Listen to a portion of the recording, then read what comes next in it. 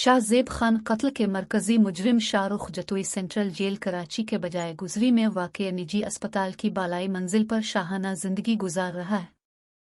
ذرائع کے مطابق شاہ رخ جتوئی سے متعلق یہ اہم انکشاف سامنے آیا ہے کہ ملزم کئی ماہ سے جیل کے بجائے کراچی کے ایک نجی اسپتال میں رہ رہا ہے۔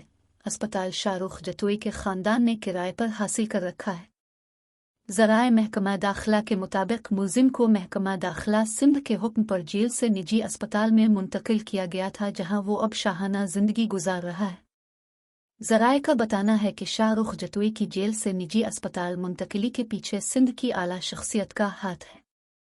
عدالت سے سزا ملنے کے بعد شاہ رخ جتوئی سزا یافتہ مجرم ہے اور قیدی کے بجائے عام انسانوں والی زندگی گزار رہا ہے۔ واضح رہے کہ 25 دسمبر 2012 کو مقتول شاہ زیب خان کی بہن کے ساتھ شاہ رخ جتوئی اور اس کے دوست غلام مرتضی لاشاری کی جانب سے بدسلوکی کی گئی، جس پر شاہ زیب مشتعل ہو کر ملزمان سے لڑ پڑا۔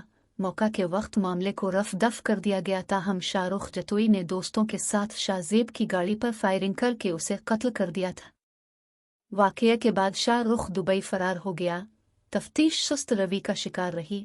بالآخر مجرم گرفتار ہوا اور مقدمہ انسداد دہشت گردی عدالت میں چلا۔ 7 جون 2013 کو قتل کا جرم ثابت ہونے پر شاہ رخ جتوئی اور سراج تالپور کو سزائے موت، جبکہ سجاد تالپور اور غلام مرتضی لاشاری کو عمر قید کی سزا سنائی گئی تھی۔ بعد ازاں سندھ ہائی کورٹ نے شاہ زیب قتل کیس میں شاہ رخ جتوئی اور سراج تالپور کی سزائے موت کو عمر قید میں تبدیل کر دیا، جبکہ دو ملزمان سجاد تالپور اور غلام مرتضی کی عمر قید کی سزا برقرار رکھی تھی۔